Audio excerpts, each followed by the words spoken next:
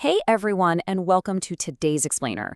We're going to dive into something that's absolutely vital to our everyday lives, but it's also something we almost never think about until it stops working. We are talking about India's invisible engine of development, that massive, sprawling network of physical infrastructure that is quietly keeping the whole country running smoothly, day in and day out. So here's our quick roadmap for this chapter. First, we'll look at waking up without infrastructure.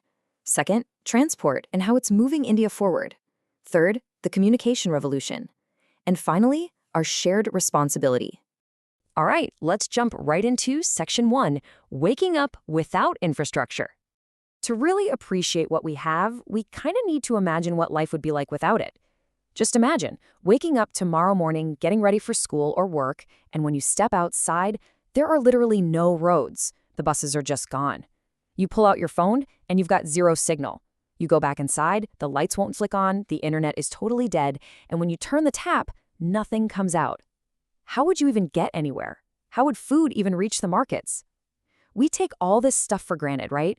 But this is exactly what life looks like without that invisible engine humming in the background.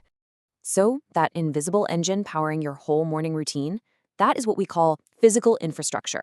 It's this massive, vast network of tangible structures built to keep our cities and villages functioning.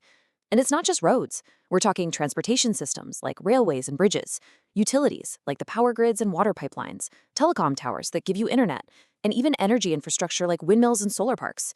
The whole shebang connects together to make modern life possible. Let's shift gears to Section 2, transport, and how it's moving India forward. This right here brilliantly shows just how fast our transport system is modernizing.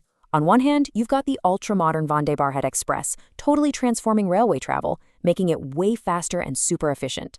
And on the other hand, you have these massive engineering feats like the Atal Tunnel in Rohtang, built by the Border Roads Organization. These aren't just cool to look at, they literally cut through harsh mountain terrains to make sure remote areas stay connected all year round. And then, just consider the sheer scale of the Atal Setu over in Maharashtra. As India's longest sea bridge, it is a crazy display of modern engineering that drastically cuts down travel time across the sea. Imagine the economic boost that provides. It allows goods, services, and thousands of everyday commuters to completely bypass hours of traffic by taking a direct route right over the water. But wait, the momentum builds into even more awe-inspiring engineering. Check out the Chenab Rail Bridge in Jammu in Kashmir.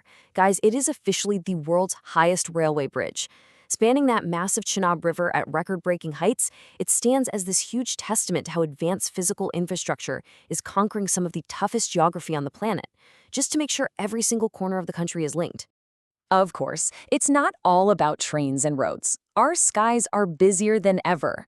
By 2025, India will boast a network of 159 major domestic and international airports. Take a quick scan of this map right now. Can you spot the airport closest to your city?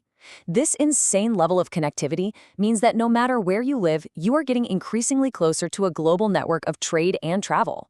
Okay, moving on to Section 3, the communication revolution. Fast forwarding through history, it is wild to see how we evolved to get to the smartphones we're all glued to today. From around 200 BC, people were literally relying on pigeons and horse couriers to get messages across. Then, in 1844, Samuel Morse completely changed the game by transmitting electric signals using dots and dashes. Not long after, in 1876, Alexander Graham Bell invents the telephone, finally letting the human voice travel over wires. But when we're talking about communication, we absolutely cannot skip over J.C. Bose. He was an incredible pioneer. Way back in 1899, he successfully demonstrated wireless transmission. That was a huge, groundbreaking moment. He basically proved that signals could travel through the air without wires, laying down the core science long before the smartphones, Wi-Fi, and Bluetooth devices we use today were even a thought. Have you ever actually wondered about the magical journey a simple voice note takes when you hit send? I mean, it feels instantaneous, right? Just a tap. But it's actually this super complex relay race. First, you record the note. Then, electricity powers the local mobile tower near you to catch that wireless signal. From there, the message literally zips through fiber cables buried deep underground, shooting at the speed of light to reach another tower. And finally, it lands on your friend's phone. Today, this whole digital web enables massive, society-changing systems. For one, it powers e-commerce, so you can just buy groceries or literally anything online with a few taps. But equally important is e-governance. The government uses this exact same communication tech to deliver services directly to us. Think about apps like DigiLocker, where you can securely store and pull up your Aadhaar card or driving license in seconds. It's infrastructure making our daily lives incredibly efficient. Which brings us to our final section, our shared responsibility. Look, the government might fund and build all these modern marvels, but it's our daily civic duty to protect and maintain them for our communities. We have to use public infrastructure responsibly.